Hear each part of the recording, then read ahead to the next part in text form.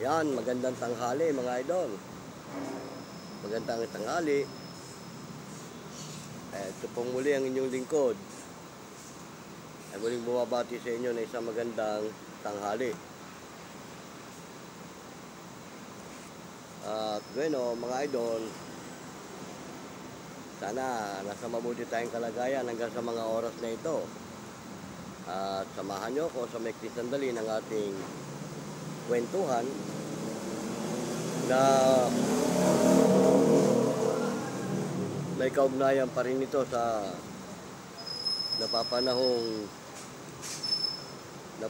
natin sa mga kapwa natin, mga vlogger sa larangan ng mga ghost explorer. Pero alam nyo ba mga idol,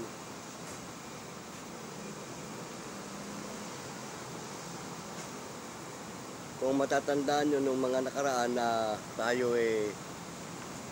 nagkwentuhan tungkol doon sa aming pinuntahan na isang gusali,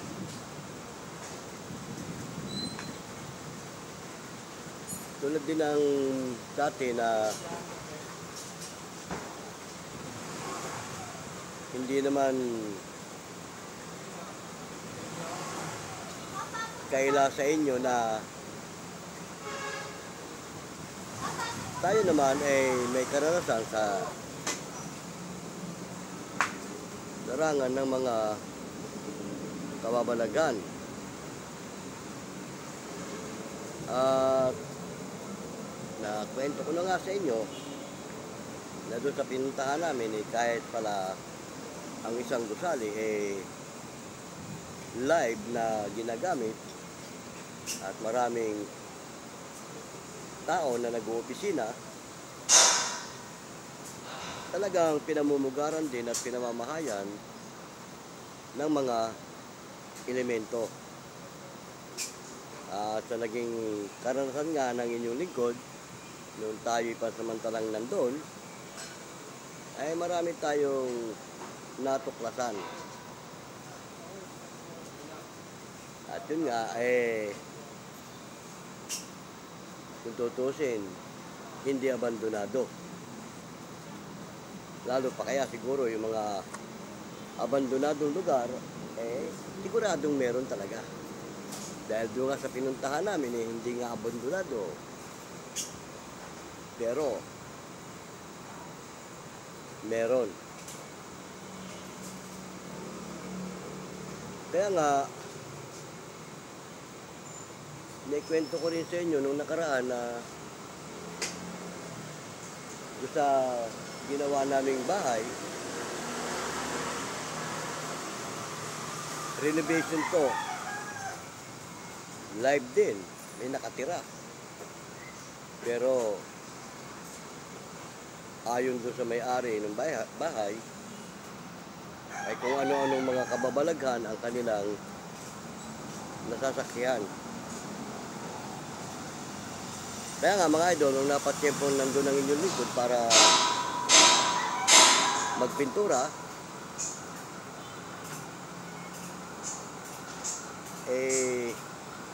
naikwento nung may bahay tungkol nga doon sa mga nangyayari sa kanila. Ako na mismo nagbungkahi na suriin namin yung kanilang bahay. At nung masuri nga namin, sabi ko rin sa may bahay, palibasa doon nga kami gumagawa,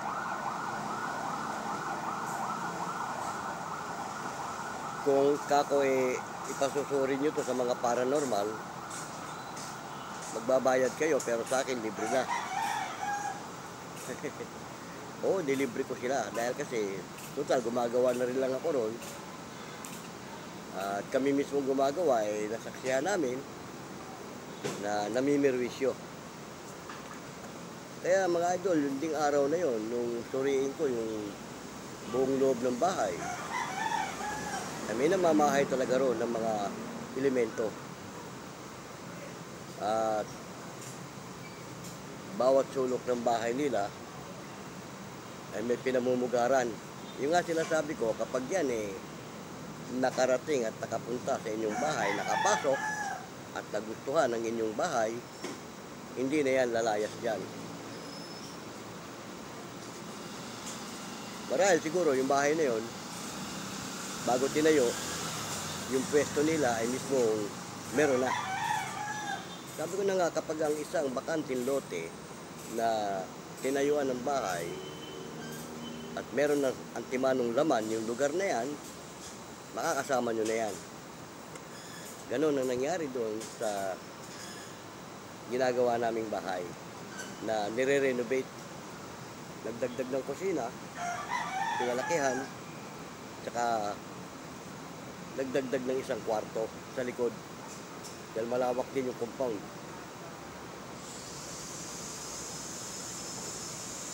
Pinakita ko mismo doon sa may-ari ng bahay kung paano ko sibakin yung mga nandoon. At yung araw ng sibakin ko sila, hanggang kinabukasan, wala na kaming naramdaman. O wala na. Kaya hanggang sa matapos kami doon sa bahay na yun, payapa. Ang laking pasalamat ng may-ari ng bahay. At salamat sila kami ang napadpad sa lugar na yon para magtrabaho. Lumayas yung mga elemento. Pero palagay ko hindi lumayas yun. Inabot yun. So, napuksa yun. Kasi matapos yung trabaho namin doon, binalikan ko makalipas ng 1 linggo, tinanong ko sila kung may nararamdaman pa. Wala na raw. Maging yung CR nila na malimit bumukas yung gripo, wala na raw. Pati sa kwarto sa taas na dati nilang kinakatakutan. Madalit sabi, hindi lang basta lumaya, talagang siguro inabot. Kasi sabi ko nga, kapag marunong ka, kahit hindi mo nakikita yan, kapag ginamitan mo yan ng pamuksang sprikitik at nandiyan yan sa loob ng bahay, aabutin yan. Sabi ko na nga, mula doon sa area, pagpasok mo sa kwarto, kung may naramdaman kang meron dyan, at sinara mo yung pinto, hindi makakalabas yan dahil nandun ka sa may pinto eh. Nung siya punin ko yun, laking pasalamat ng may-ari. Oo, dahil nakalibre sila sa ganun. Pero tayo naman kasi, tumutulong tayo sa dapat tulungan, lalo't nangangailangan ng ating tulong. At hindi natin dapat yan ipagkait sa nangangailangan. Sabi nga, pinagkaloob sa'yo ng walang bayad, ipamahagi mo namang walang bayad. At the same time, yung isang pininsala doon na pamangkin yata nila yun,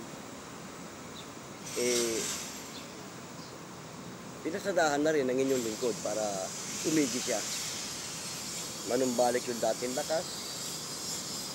Sinasapian eh. Minsan nga daw pag yun daw sinumpong walang kinikilala sa kanila eh. At sabi ko nga, hindi talaga, pag yan pinasukan ka, hindi kayo kilala niyan. Dahil iba na yan eh. Hindi na siya yan. Pero nung siya puling ko siya. At yung sumasapi doon, kasamang napuksa sa mga pinuksa namin eh.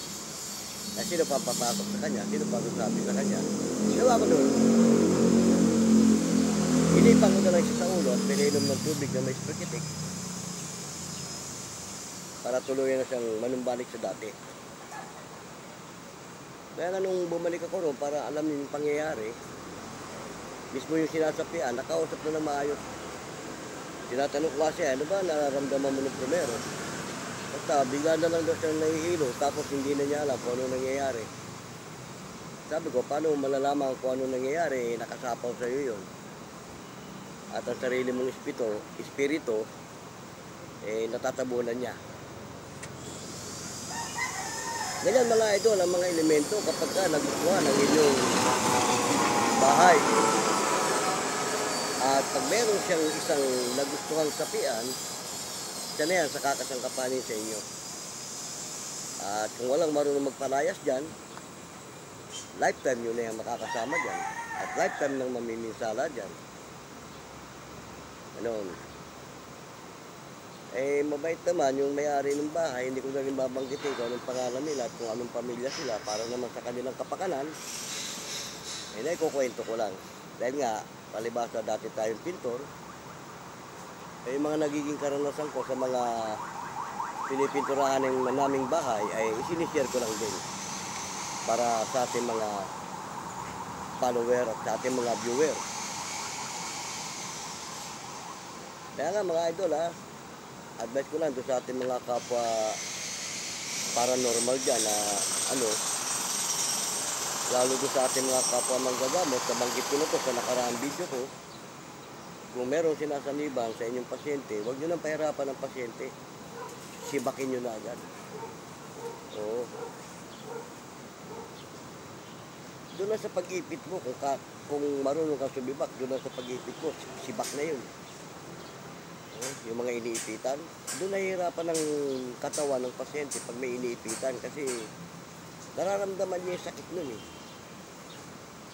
Oo, nararamdaman niya yun. Kaya dapat yung ganon, sibakin mo na. Kaya lang, itong inyong lingkod, mga idol, hindi ko lingay yung manggamot-gamot ng ganyan eh. Kasi unang-una, yan eh, perwisyo din sa akin yan. Oo. Kaya ako tumutulong lang sa pag nagkataong ganun. Pag may pinuntahan akong lugar at ganyan may pangyayari, hindi na maiiwasan yon. Pero yung sasadyain mo ako sa bahay para magpagamot ka o no. Hindi po ako aplikable sa ganyan. Hindi ako nanggagamot. Kasi yung sa akin, pang sarili lang eh. Pampamilya. Pamilya ko. Hindi ko pwedeng pabayaan yan. Pamilya ko yan. Pagka may mga may mga bumabate, di ba? Nabate yung isa sa mga apo ko, mga anak ko. Eh, hindi ko pa hintulutan yan na perwisyuhin yan. Lalo hindi ako mapayag na piperwisyuhin kami. Eh, punyeta ka, galing ka sa mundo nyo, pupunta ka sa amin dito. Tapos dito ka mamimiwisyo. Eh, hindi pwede yun, di ba? Ganyan ang mga elemento, mga idol, lalo mga engkanto. Oo, pag yan nakalabas sa mundo nila at nakapasok dito, lalo sa compound ninyo, dumating yung mga yan at nagustuhan yung compound ninyo at ilog ng bahay nyo, hindi na yan lalayas dyan, mamamahay na yan. At mamimirwisyo na yan. Indalong yan, kayong may-ari ng bahay, pag hindi kayo nakatiis, kayo ang lalaya. Kaya siguro marami mga naaabandon ng mga building, mga gusali at mga bahay dahil sa ganyan. Perwisyo eh. At kung walang marunong nga, kahit mga paranormal, hindi naman kayang palayasin yan. Yung mga paranormal na walang alam sa mga architect, kung paano pagkain, ang mga ganyang uri, hindi na mapapalayas yan. Hindi na mapapaalis yan. At baka lumala pa kasi pag nasaling mo na yung mga yan, ikaw mismo paranormal, kapag ikaw nakatunadahan niya, paserwisyo mo sila. Pag tinundan ka sa bahay mo, baka buong pamilya mo rin, servisyo yan. Magdala pa ng mga kasama yan, mamahay doon sa inyo yan. Yan ang nakakatakot yan. Oo, hindi naman lahat ng paranormal natin yung marunong sa ganyang sistema. Alam nilang trisin, alam nilang suriin kung ano yan, pero bira sa mga paranormal ang marunong pumuksa sa ganyan at marunong magpalaya. Ang karamihan na marunong pumuksa sa ganyan at marunong magpalaya, yun talagang mga albularyo, yung mga manggagamot, yung mga babaylan, yan. Lalo't matitinding mga babaylan, matitinding manggagamot. Hindi pumapayag yan na may mga manggagamot na talagang on time, minsanan lang. Hindi ka na uulitin. Oo, meron ganun. Tulad ng bayaw ko nung nabubuhay pa, pagka nahawakan ka nun, meron kang hindi na uulit. Ayaw niya kasi nung pag dinala sa kanya yung pasyente, pabalik-balik eh. Oo, kasi katwiran niya, pati siya mapipirwisyo. So, di ba? Tama. Kaya yan, ina-advise ko lang sa ating mga ano na konting ingat lang tayo kasi kung yan ang trabaho nyo, eh talagang ginagampanan nyo na yan. Pero ingat lang dahil kasi nga, hindi lahat eh madaling sibakin. Meron talagang mga matitindi rin, patitigas. Kaya sa mga napapanood ko sa ating mga kapwa, mga ghost hunter, ghost explorer, yung iba nagmumukbang-mukbang pa sa isang abandonadong lugar na haunted. Mag-ingat kayo, baka sa pagmumukbang nyo, taluhan kayo. Oo. O kaya sa pagmumukbang mo, lagyan yung kinakain mo, lagyan nila ng matulad ka sa kanila. Magkakasakit ka nun. Pagka yung kinakain mo, tumalo sila sa'yo. Hindi mo naman sila nakikita. Diba? Lagyan yung pagkain mo. Baka mapirwiso ka, magkakasakit ka yan. At lalo na kung halimbawa kumakain ka ganyan, nagmumukbang ka mag-isa, biglang lumitaw sa harapan mo yan, lumitaw sa tabi mo. Baka mataranta ka. Hindi mo alam kung anong gagawin mo. Mamaya bigla may tumabi sa iyo, 2 o 3. Dahil nag-iisa ka eh. Lalo kung halimbawa bago ka magmukbang, nagyayaya ka, kain tayo.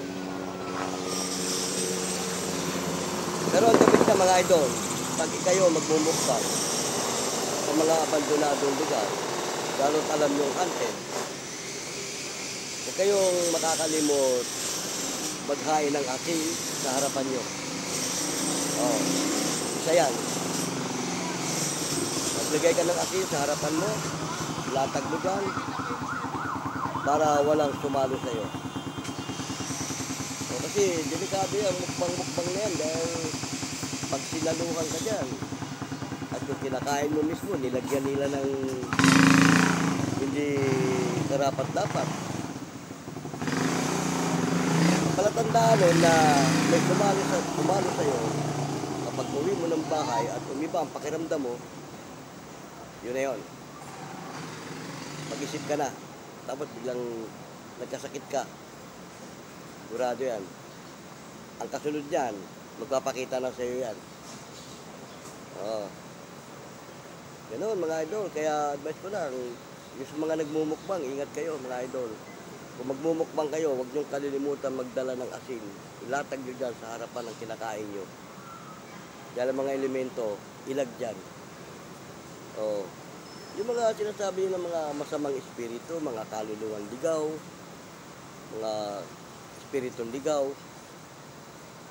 Ako idol, hindi naniniwala doon. Hindi totoo yun eh. May mga masamang espiritu, pero yung sinasabing kaluluwang ligaw, hindi po totoo yan. Labag nga yan sa Biblia eh. At totoo yan, wala nga kaluluwang naniligaw eh. Dahil once na namamatay ang tao, nabanggit ko na yan. Pati kaluluwa niyan, patay. Kasamang namamatay ang kaluluwa ng isang tao. Kaya okay maniniwala na nagbabalik ang kaluluwa. Humihingi ng katarungan. Hindi po ganun. Ano man ang uri ng kinamatay ng isang tao, hindi na siya pwedeng magbalik para humingi ng katarungan o ano paman. Pero yung kinuwento ko noong nakaraang araw na barkada namin na nagpakamatay, hindi ako niniwalang siya yun. Kaya kita mo nga, nung puntahan ko siya doon sa lugar na kinamatayan niya para kausapin, hindi nagpakita. Hindi rin nagparamdam. Alam niya kasi na hindi siya yun eh. Hindi yun ang tunay na namatay doon eh. At alam niya, pupuksain ko siya pagka oras na nagpakita siya. Kasi kapag naunawaan mo yung kalagayan ng isang tao pag siya namatay, nakinagis na kasi natin na pag namatay ang tao, muling nagbabalik, nagmumultok. Pero hindi po yun totoo. Ganyan po mga idol, sinasabi ko lang at kinukwento ko lang sa inyo. Kaya ever since na natutunan ko yung katotohanan na ang tao kasi binubuo ng tatlong sangkap. Nabanggit ko na yan sa mga una kong video. Espiritu, kaluluwa, at physical na katawan. Ulitin ko na naman, yung katawan natin, nilagyan ng Diyos ng kaluluwa para magkaroon ka ng puso't damdamin, isipan, pakiramdam, pag-unawa, higit sa lahat, para ikaw ay makagawa ng nararapat. Tapos, yung katawan natin, para manatiling buhay, nilagyan ng Ama ng Espiritu. Yun nga ang buhay natin eh. At pag binawi na ng Diyos yung Espiritu mo, wala ka ng buhay. Ngayon, ang tanong, wala nang buhay yung katawan mo, anong silbi ng kaluluwa mo? May puso't damdamin pa ba yun? May isipan pa ba yun? Wala na rin, di ba? Kasi, kaya lang naman gumagana yun dahil sa pamamagitan ng Espiritu. Kasi kung lalagyan ng Ama ng Espiritu ang katawan natin nang wala namang kaluluwa, wala ring silbi. Hindi ka makakausap, wala kang pakiramdam, wala lahat. Para kang robot na kahit tapusan ka, wala kang alam. Kaya nga binuo ng tatlong sangkap ang katawan ng tao. Unang-una na, nilalang niya yung katawan mo. Para magkaroon ng buhay yung katawan mo, nilagyan niya ng espiritu niya. At para lalong mapakinabangan, nilagyan niya ng kaluluwa. Kaya mga idol, pag namatay isang tao, tandaan niyo, wala nang silbi pati ang kanyang kaluluwa. Kasi binawi na ng Diyos yung kanyang buhay.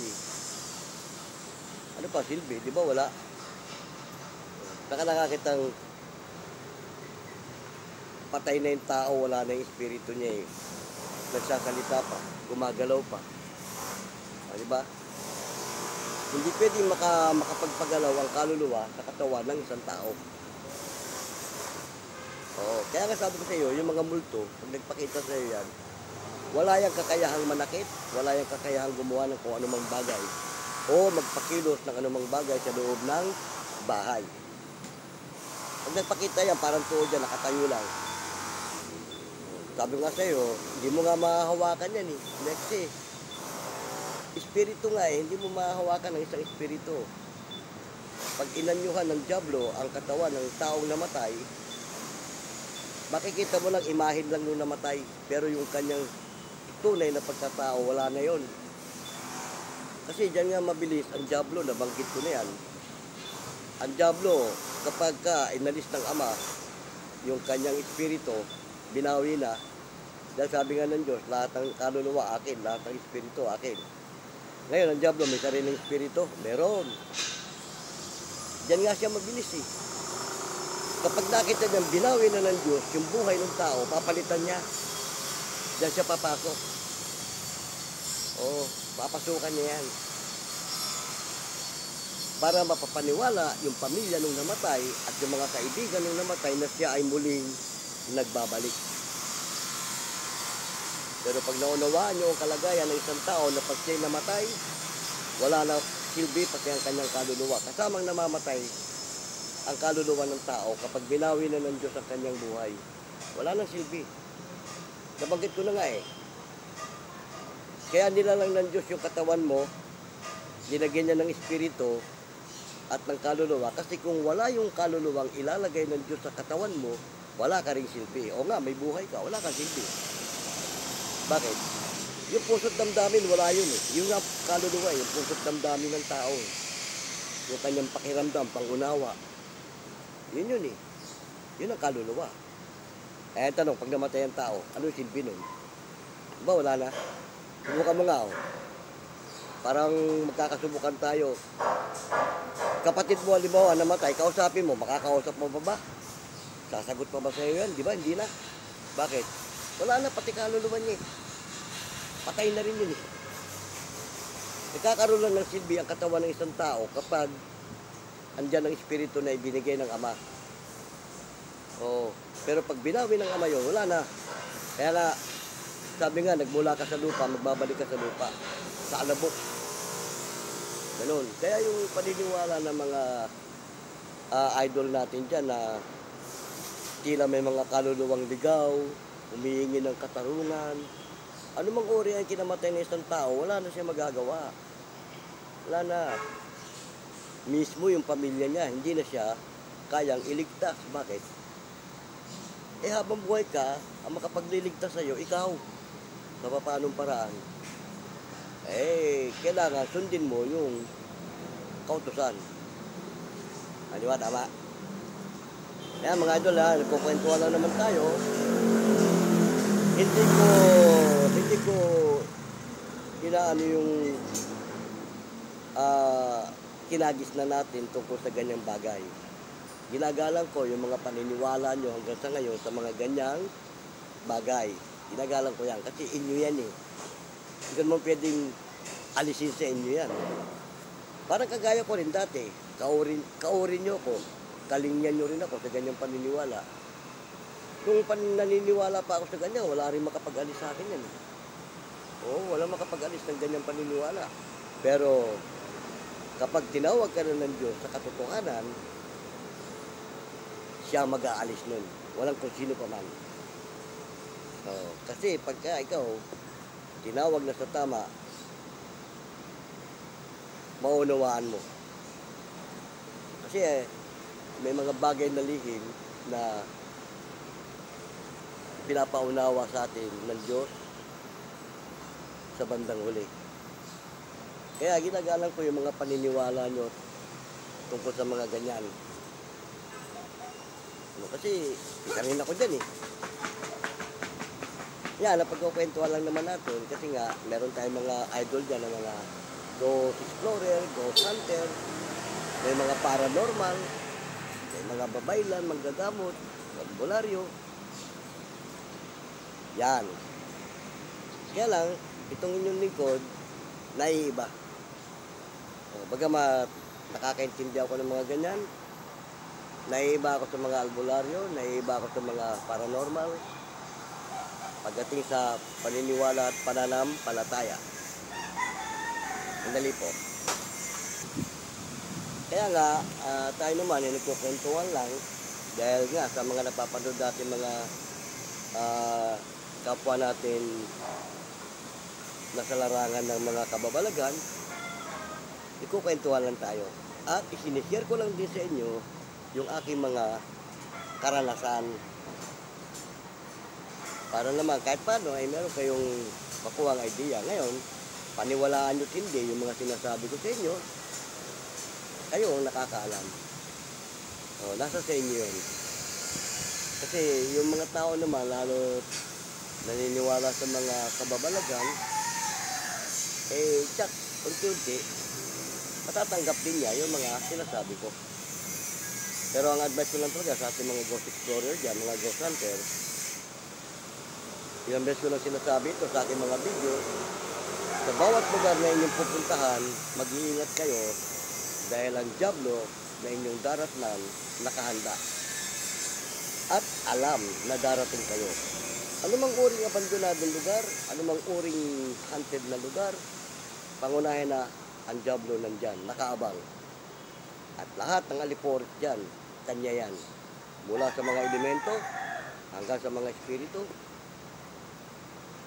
hawak niya yan.